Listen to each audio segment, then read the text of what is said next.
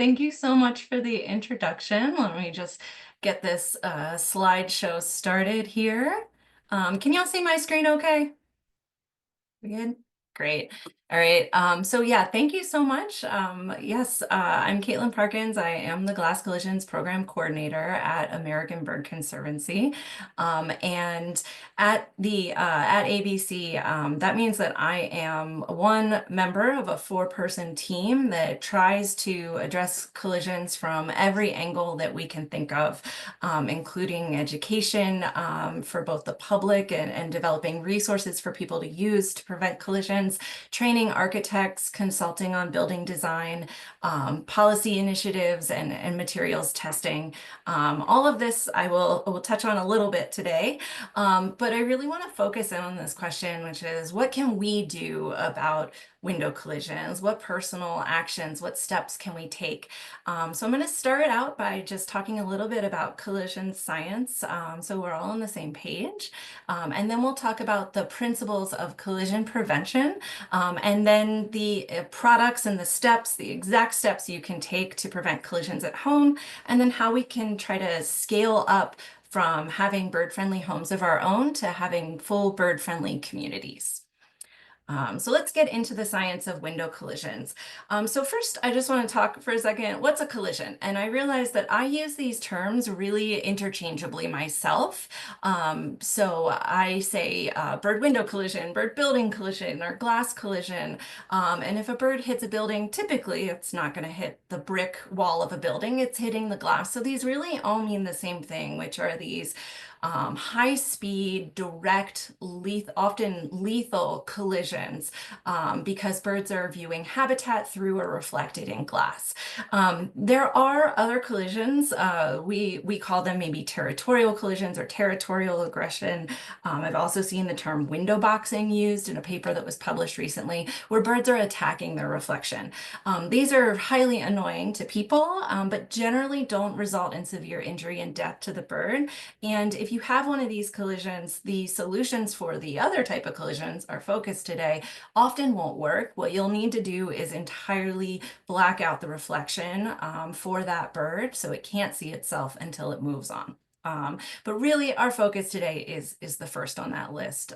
These are bird window collisions.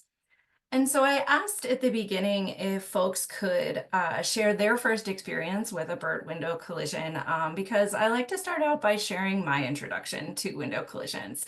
And it was here. This is the dining room table of my childhood home where I spent many meals. I spent a lot of time here with my family. I did my homework here, and it's where I first experienced a window collision out that big picture window that often had a feeder in front of it.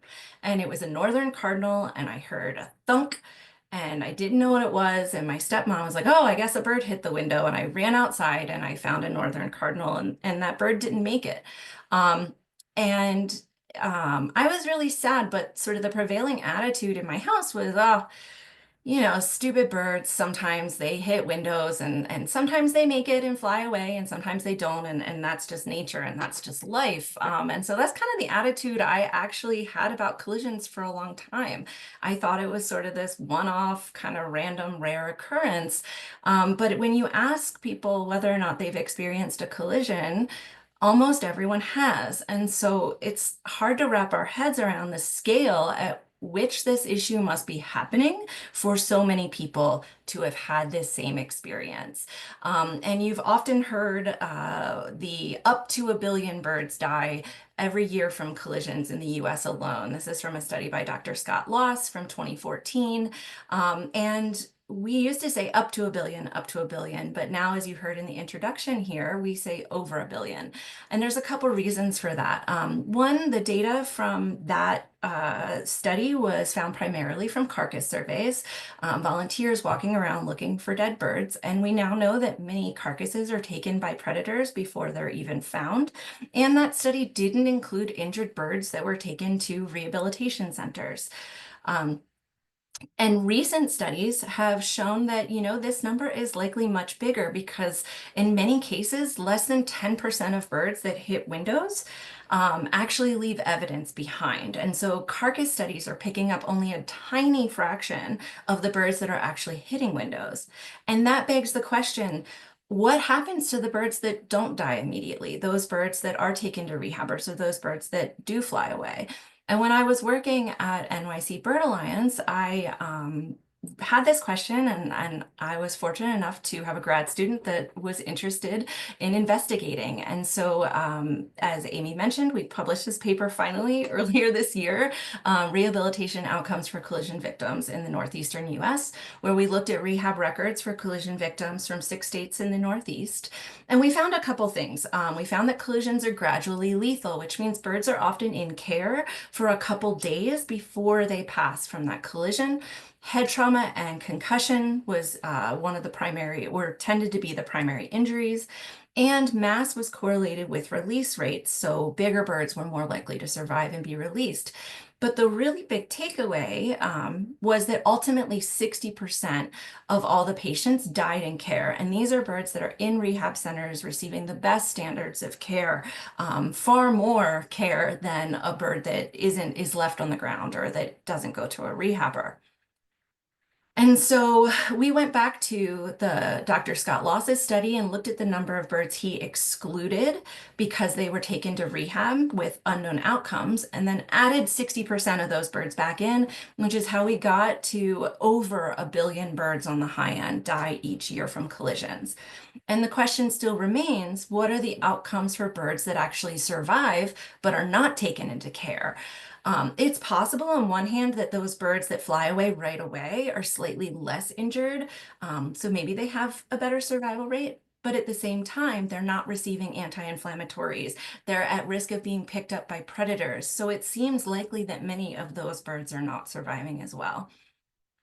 There's also still a question of indirect effects on the birds that do survive, so possibly lowered reproductive rates or delayed migration. And there are researchers who are working on these questions right now.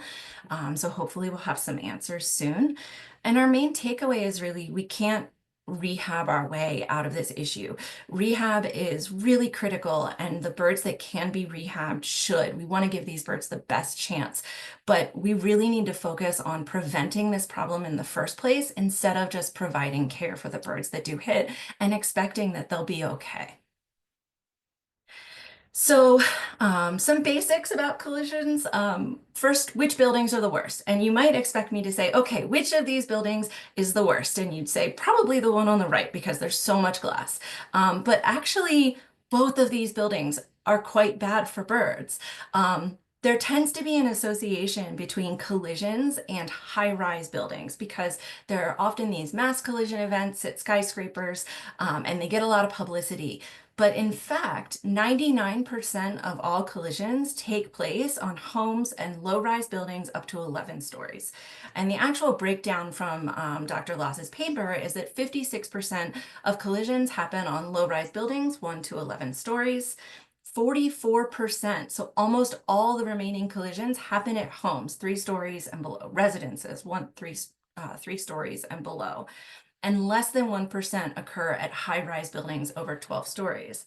And in fact, when collisions do take place at high rises, they're often occurring mostly at the lower to mid levels of the building because that's where birds are most active.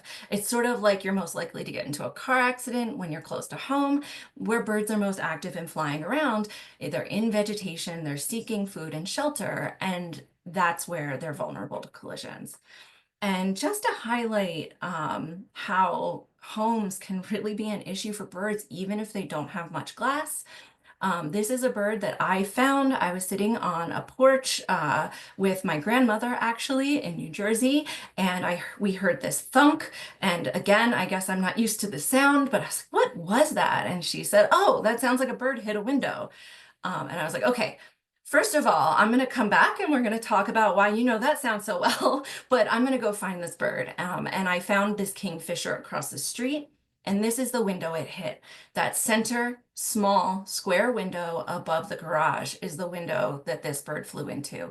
So even small panes of glass can be extremely dangerous for birds. Which species are most at risk? Almost every single species out there has hit a window at some point. There's a list and there's hundreds of species on it. But the majority of birds that are documented in collisions, they tend to be songbirds, warblers, sparrows, thrushes. These are species that migrate long distances between their breeding grounds and their wintering grounds, sort of running the gamut of North America twice every single year. And we find that often collisions peak during spring and fall migration when these nocturnal migrants are migrating. There is some confusion. These birds aren't, for the most part, flying into tall buildings while they're migrating at night, but they are drawn in to cities. They are stopping over in areas they wake up the next morning, they're surrounded by glass. And are in danger in those places. I do want to note though that there is some bias in collision monitoring programs. We see a lot of songbird collisions during migration in big cities, but there are a lot of collision monitors looking for collision victims in big cities during fall migration. So there's a little bit of bias there, and we're finding that there are still significant numbers of collisions in other seasons. In the spring, in the summer, after often there's a bit of a peak after fledglings or young birds fledge and disperse. And then in winter, there are quite a few collisions. They often occur at homes in the winter, especially homes with feeders where birds are attracted nearby glass. And we're actually finding that certain species, most of their collisions are taking place when they're congregating around feeders in the winter. So why did birds hit glass? At a certain point, after I started my internship with NYC Bird Alliance, I had to have a conversation with my parents and let them know that, hey, birds are in fact not stupid. Just don't see glass or recognize it as a solid barrier. And in fact, people think we can see glass, but we can't see glass either. That's why you see signs like these on large pieces of glass that people tend to walk into. And a lot of you have maybe run into a glass door yourself, or at least you know someone who has. We don't see glass. We use context clues to know where glass should be present or probably is present. So if you see this sign, we know that this sign is not floating in thin air. We assume that there's glass there. The same with door handles, window mullions, smudges on glass, things like that. So birds, though, don't speak architecture. And if you can use this as an example, if we look at this picture, we can't tell from this picture whether that is a picture of trees through glass or picture of trees reflected in glass or just a picture of trees. If we back out and add some architectural cues, now we can see the glass is involved somehow. We see a crack, we see a mullion, we see the colors are a little bit off what we would expect in nature, and we know glass is present. And it's only when we back out entirely that we realize that this is a picture of trees reflected in glass. Birds can't recognize those architectural cues, so they're stuck on that first picture. They just see this as trees. And I love this video because a lot of people occasionally will show pictures of people running into glass, but I like this video because it shows that by adding those cues in, we can actually make someone think that glass is present just by putting door handles and signs in thin air. And it really shows us that's how we detect glass. Birds, on the other hand, they're taking things literally. The trees reflected in glass on the left, those are trees. Those are habitat to fly to. And those trees on the right behind glass, those are trees. There's no solid barrier between them, and they might fly exactly to it. On top of that, light exacerbates the issue. So light affects migrating birds at several scales. So one, it's a predictor of migratory bird stopover, which means that urban areas that are brightly lit are actually drawing birds in during migration so that they are coming in and stopping over in more dangerous places. in close proximity to buildings where we find lights.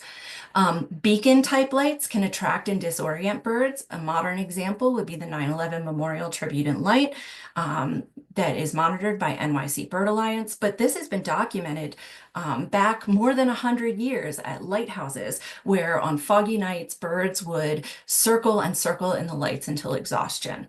And then in certain cases, birds can be more likely to hit lit windows at night. There was a study done at McCormick Place in Chicago by Dr. Benjamin Van Doren that showed that birds were more likely to hit lit windows. This was just one building, but it is possible, and it was a commercial building. So I think we still need some more evidence to see if, this is true in, say, a rural or a suburban home setting, but we know that in certain cases, light can make birds more likely to hit a specific window. So finding solutions. Just like our hosts were saying in the beginning, the great thing about working on window collisions and about collisions as an issue is that we know how to solve it. We have solutions, and it is heartening for me to work on a problem where we have solutions and my job is getting them implemented. We know how to fix it. And when so many issues in bird conservation can seem big and overwhelming and like personal action, it just can't make a possible difference. Collisions are one where every single one of us can just do one thing and save birds and make a difference here. And so we have solutions, and we found these solutions through years of collision programs monitoring, experimental field setups, bird vision research, flight tunnel research, case studies. And through all of that research, we've come up with recommendations. So we've been able to come up with a suite of things that we can do to make glass bird friendly. Putting patterns on it that have certain materials, spacing, color, reflectivity, coatings. And so we have a bunch of recommendations so we know what is bird friendly. And not only that, we're allowing for continued innovation through our materials testing program at ABC. So a glass manufacturer or someone can say, hey, we know what makes glass bird friendly, we'll just do that. But manufacturers are continuing to innovate and test and try new things and come up with new ways of making glass bird friendly. And through our tunnel testing program, we're actually able to evaluate and rate those materials. And I could give a whole presentation on this, so I just want to touch on it very quickly. Through our tunnel test, we have partnerships with the two banding stations, Foreman's Branch and Powder Mill, and we use banded birds. They're put in the tunnel at the end that is facing us in the picture on the left. And at the far end, they see two options for escaping. One side is the glass being tested, one side's a control pane, and there is a net to keep them from making contact with the glass. They're released, they fly out, they choose which way they want to go with what looks like the best escape.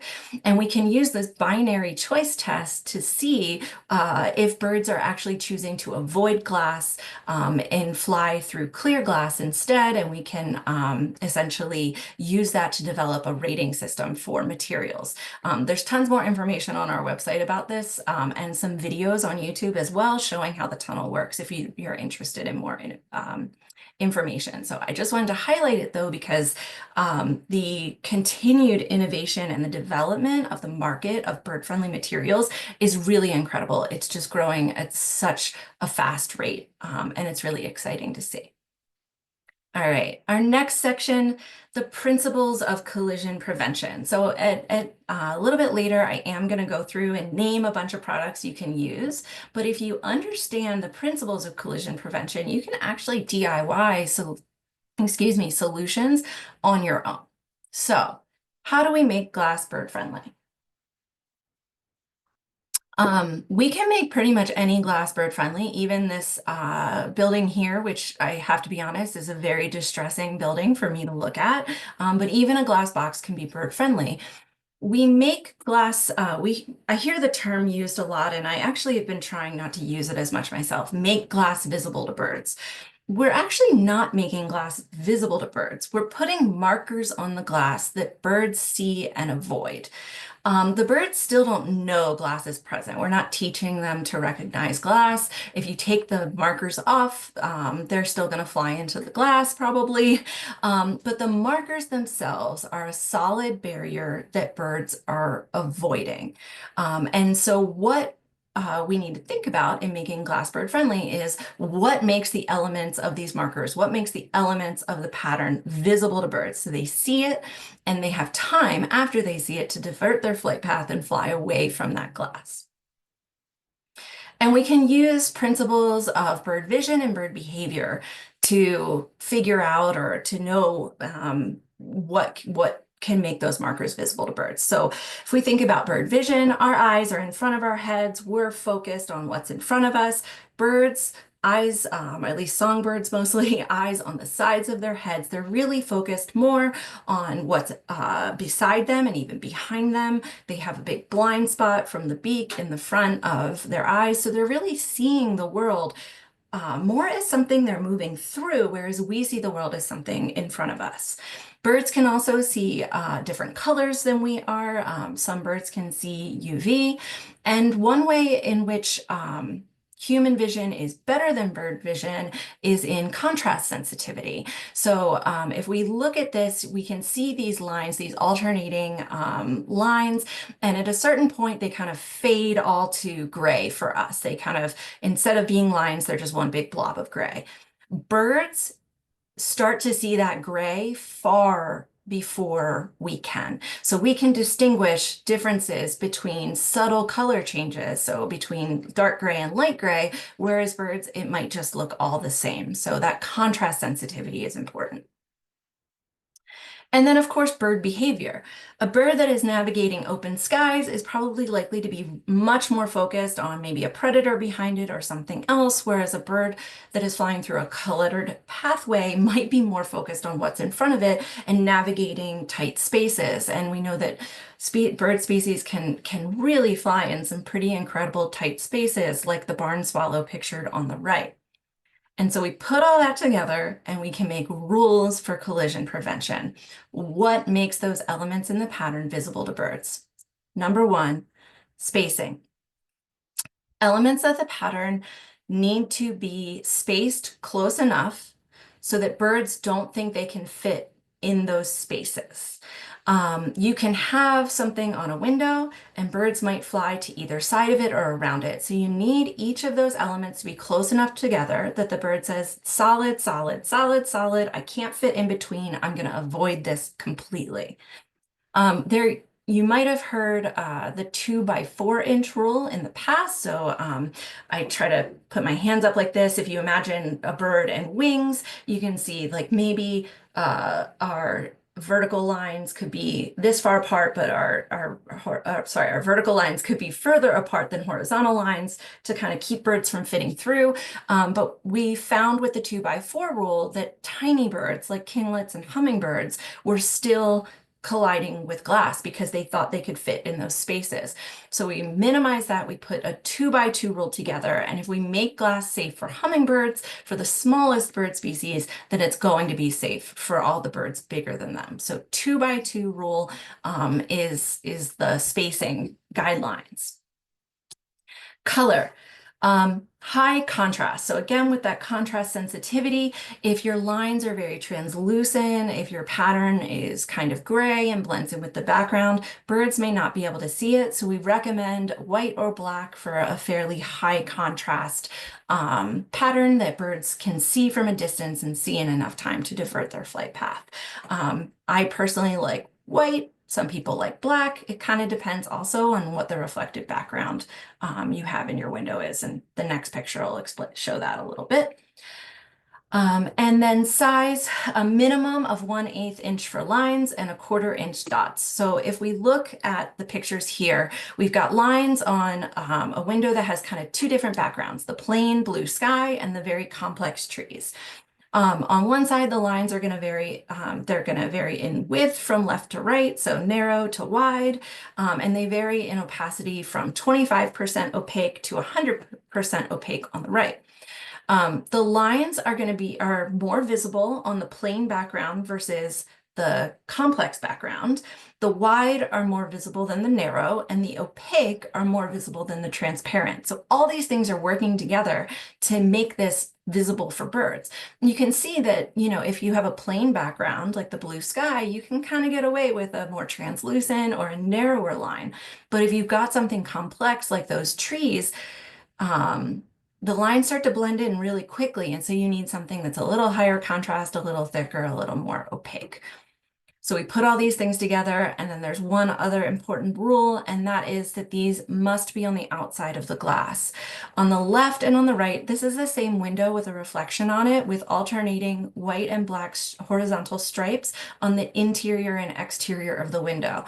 And you can see that because of that reflection, those interior stripes are obscured really easily. And so these products all must be placed on the outside of the glass, because if it is obscured by reflection, birds can't see it and they will pay no attention to it. They're going to see that reflection, they're going to fly to that tree reflected in the window, and that's it.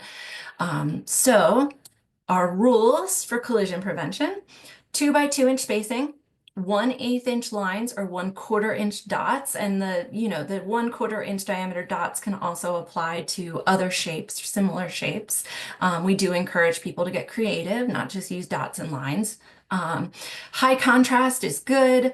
I think white often shows up, but if you have a full blue sky background, black might work better for you. And they must be on the exterior of the glass. So, some practical solutions. Here's the part where I tell you what you can go out and do and buy to fix your windows at home. Please don't worry if you miss anything here. All of these products and these guidelines are on our website at the site here, which I think is going to get dropped into the chat as well. So if you miss something or you don't worry about taking exact notes, it's all there for you. So where to start? We don't necessarily need to fix every piece of glass on the house right away. We want as much glass fixed as possible, but you can triage. You can start where you know there's a problem and work your way from there. So to start, fix any windows where you've seen or heard a bird hit. So get those windows that you know are bad fixed first. Any windows near feeders or fruit trees, those are going to attract birds, and those are going to be dangerous. This is actually a picture that was emailed to me by Donna, who participates in Cornell's Feeder Watch, and she had feeders close to her windows because she enjoyed watching the birds and she was participating in that program. But she was having about a collision a week, and she went and she got tape and she applied it based on our recommendations, and she is happy to say that not only has she not had any collisions since then, she also thinks that her view out is still great. She's still able to see and watch those birds. So if you are attracting birds in with feeders, it's really critical that you are fixing your windows as well. And then any windows with vegetation reflected, and reflections can change throughout the day. So take a look at your windows at different times, and you can probably guess, hey, there's a tree reflected perfectly in this window. This one's likely to cause collisions, whereas maybe another window is not so bad, and you can kind of wait and see and add that window later. And there are so many options, but I do want to mention what doesn't work. So there's a couple things that are promoted regularly that are in fact not helpful. One, single hawk decals. If you think about the guidelines that I talked about earlier, you probably understand why this doesn't work. If you put one hawk decal in the middle of a window, birds are not going to recognize that as a bird of prey. They're just going to see it as a solid barrier and they're going to avoid it. But if there's just one in the middle window, they are going to hit all around that decal as well. So if you already have a hawk decal, what I often recommend is to cut it up into little pieces and spread it out across your window, following that 2-inch spacing rule and the 1/4 inch diameter rule. Um, there also is a myth that bird feeders, that putting them very close to your window or very far away from your window can prevent collisions. Unfortunately, there is no safe distance for a feeder from a window. If you're attracting birds to your yard, the collision risk is there. And even a feeder that is quite close to a window, birds pick up speed really fast. They sustain injuries. Our small birds, like we found in our rehab outcome paper, they're just so susceptible to injuries. They can pick up and speed really quickly and be scared into a window by a predator and still sustain very severe injuries. And finally, blinds.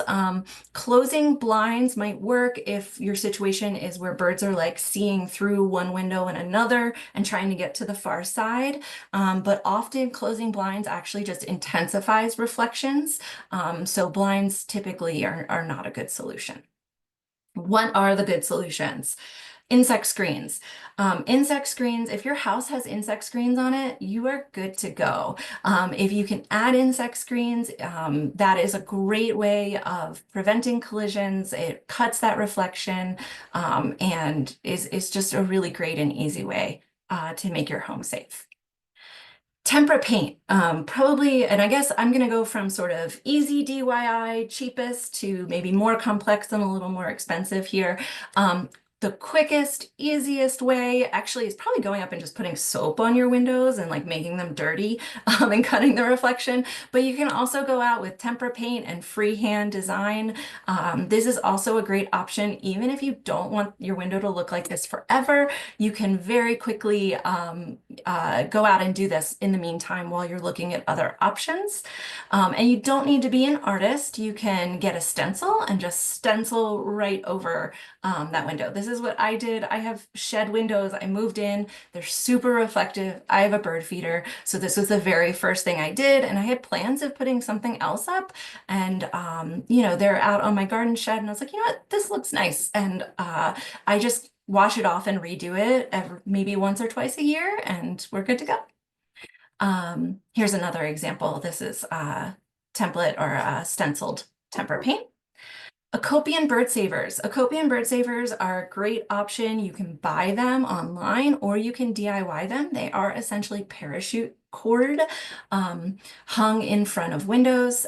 They are really nice. They kind of just fade into the background. It's really easy to get used to what these look like. And we've actually seen some more commercial installations of these.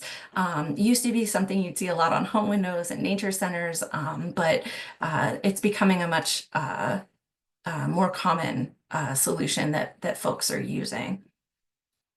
Bird crash preventers, this is essentially fishing line hung in front of windows. They do seem to be fairly effective.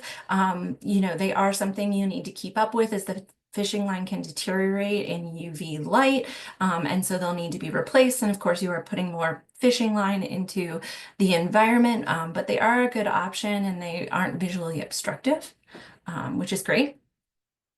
Decals. This is what I think a lot of folks try first, if not a single hawk decal, some other kind of decal. The important thing to note about pre-purchase decals is that often they're coming quite a bit larger than they need to be and without proper spacing recommendations. So if you're putting decals on your windows, they do still need to be spaced 2 inches by 2 inches apart. And if you put full decals on your window in that spacing, you kind of end up covering more of your window than you need. So again, cut them up into little pieces, 1/4 of an inch or more, and spread them out across your window in 2-inch spacing. And then you've got a more, as effective or more effective collision prevention, but you're covering far less of your window, and so your view is less obstructive, and you really can't see it.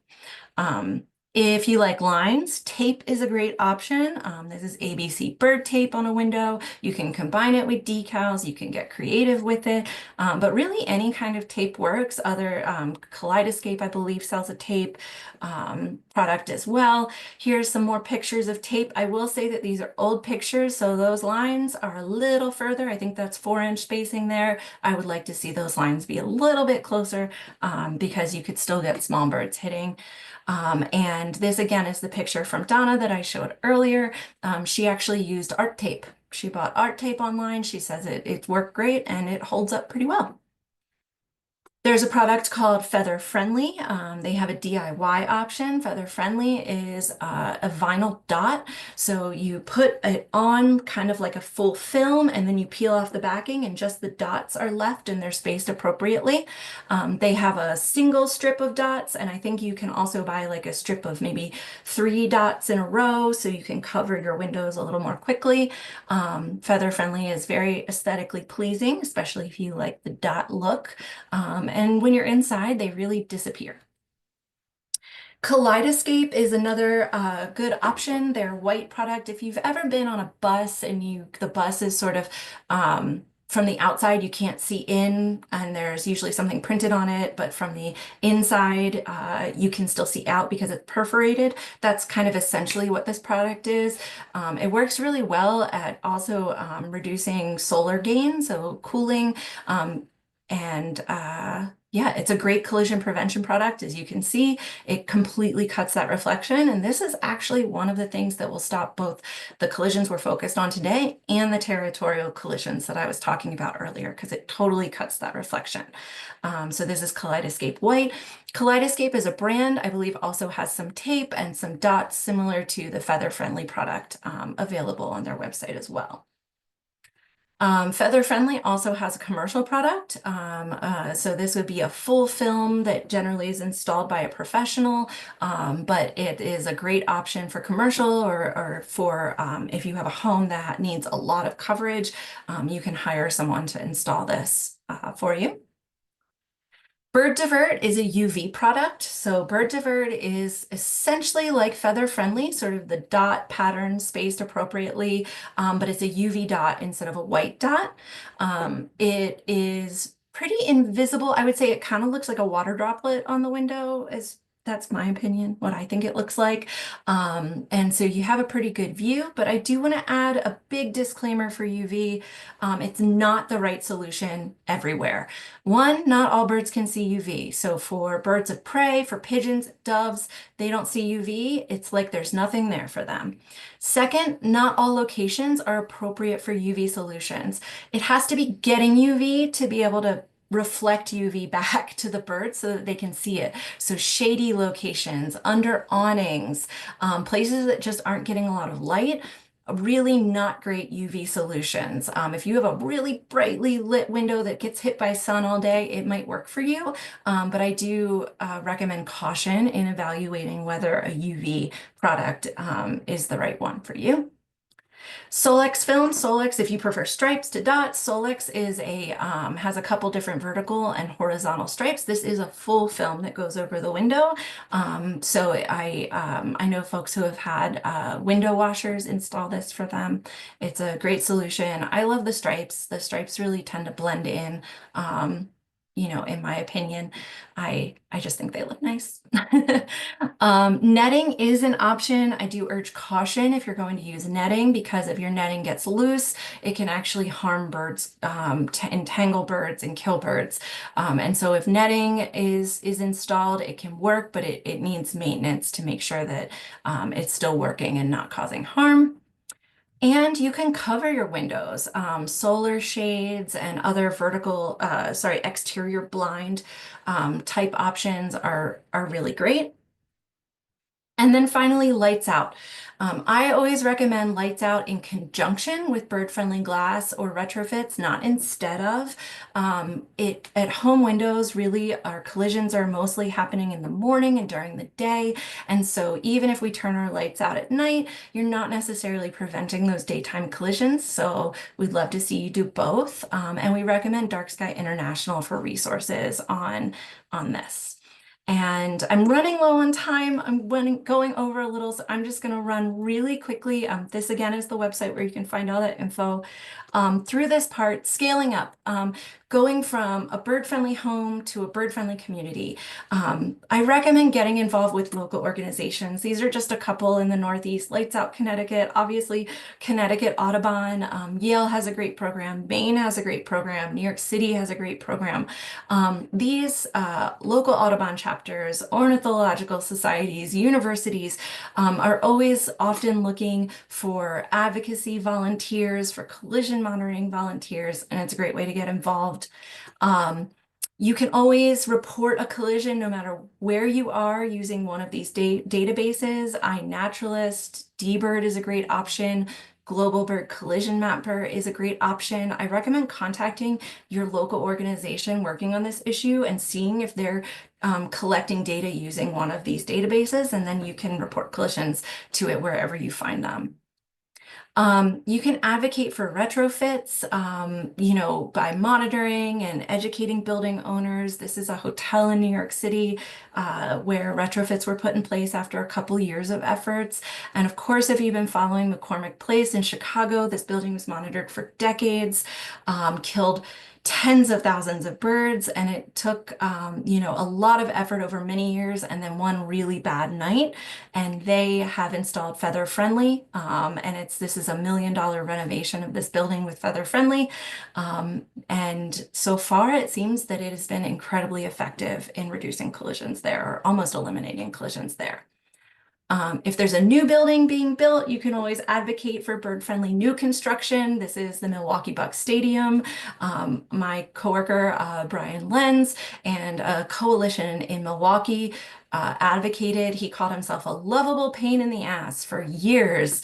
It took a lot of effort, but this is the first bird-friendly stadium in the US. And really, the best way to address collisions on a large scale is to pass bird-friendly policies. These can be at colleges, these could be agencies like a parks department or a full municipality. This is a really great way of ensuring that buildings built into the future will be bird-friendly, and then you can go back and focus on retrofitting. So far, 28 municipalities in the US have passed mandatory ordinances. You'll see a lot of this work is being done at the local level, and I expect that's where we'll see a lot of progress moving, over the next couple of years. We have a lot of policy resources on our website, including a model ordinance, and we're also always here to help.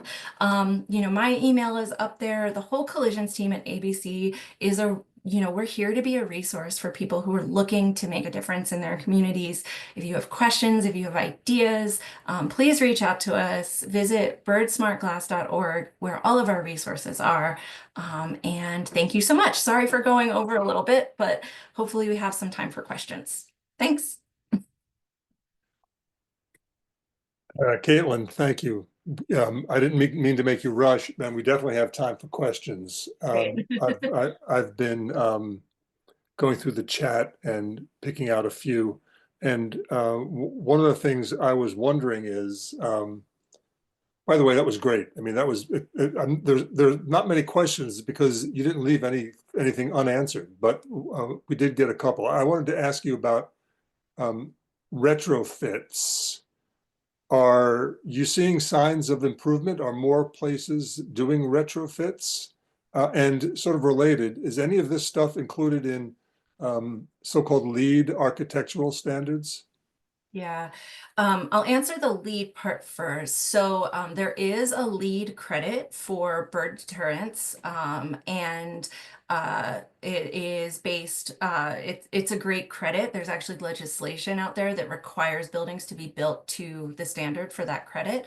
However, lead is sort of like a menu that architects can pick from of various options to get a certain number of points to be certified. And so they don't need to pick the bird collision deterrence uh, credit. So you can actually have a LEED platinum building that is killing birds if the architect chose not to pick that credit, because it's not mandatory, unfortunately. But there is a LEED credit for that. I have certainly seen more retrofits and sort of building owners being more open to retrofits, and it does often take some level of public pressure, some level of data saying, hey, this is a problem you have. Here are pictures of birds we found. Here's data on the number of birds we found. But I have seen, I mean, we've had so many retrofit success stories out of so many cities, and obviously McCormick Place is a huge one.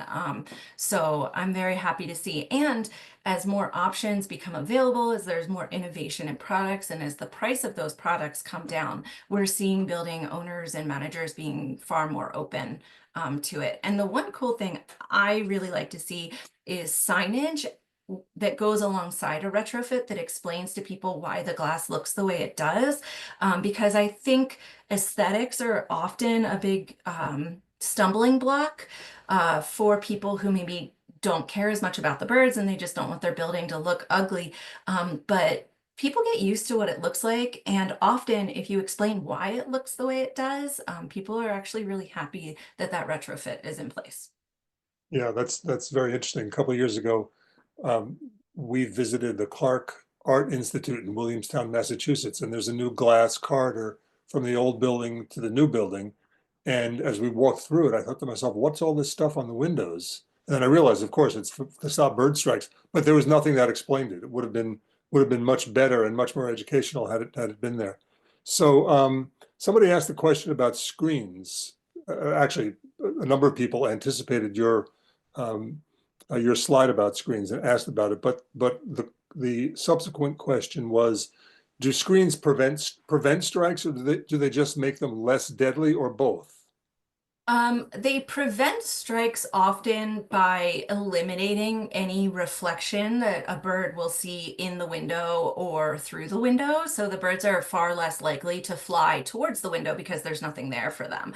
But if a bird does happen to hit a window, yes, an external insect screen that is set off can soften that blow. I will say, from anecdotal evidence, I was fortunate enough that almost every window in my house has screens, and I've never had a collision here. And I go out and look, and I've taken some pictures, and there's just no reflection. It just looks like part of the wall, so the birds don't fly to it. So someone asked the question about the amount of time this stuff lasts. So I'll read it. Are there any bird decal tape options that last longer with UV damage? With some of these decals slash paints, what is the average lifespan before they need to be replaced? Yeah, it depends. The paints are not going to last very long. They're going to wash off. But a lot of the film products, so the films, the feather-friendly dot products, those are rated to last, a decade, and there's installations of them that have lasted much longer. ABC bird tape will last for years. I'm not sure about the length of time other tapes. I know the art tape that our member sent, that she probably has to replace more often, but there definitely are the products that are designed for collision prevention often will last quite a long time. And just keep an eye on it. If it starts to be less visible to you, it's going to be less visible to birds as well. Cool. Okay. So here's a question. You mentioned that, in fact, we put the URL in the chat for people to go to your website, ABC Bird's website, and learn all about this stuff. We're going to send a recording. We put it on YouTube, and we'll send a recording to everybody who's signed up for this. But one of the listeners wants to know if you will make your slides available in a PDF.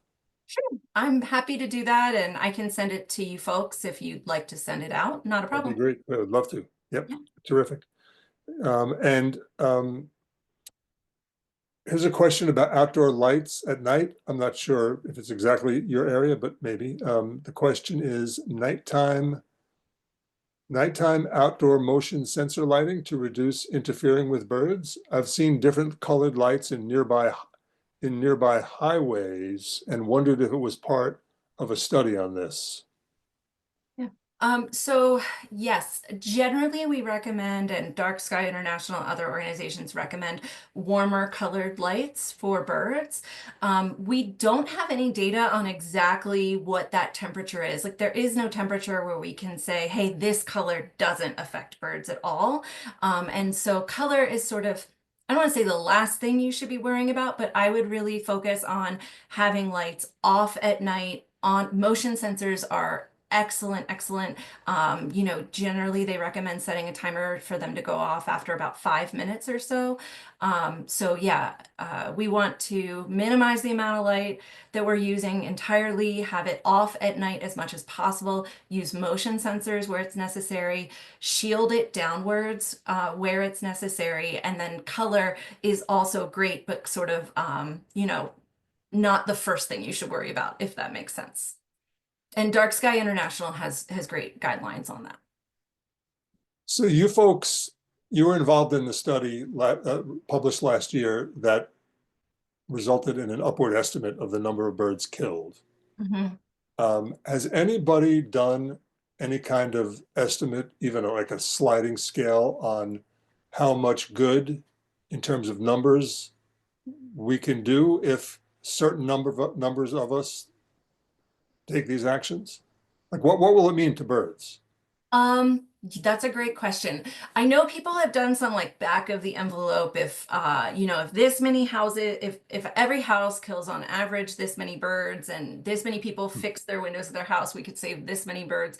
It's there haven't been any scientific studies, and it's hard because in a lot of places we don't have that monitoring before and then a retrofit and then monitoring afterwards to really quantify the number of birds saved with every installation. And some people might save a couple birds a year, and then at McCormick Place, you're saving thousands of birds a year. Hmm. So it really depends. So I know I haven't seen any studies with numbers like that. I would love to see more. And I think one of the things we need a lot more of is monitoring before and after retrofits, so that we have that information on the number of birds. There's only, I think, maybe 3 or 4 published studies on before and after collision monitoring when a retrofit was installed. So we definitely need more of that.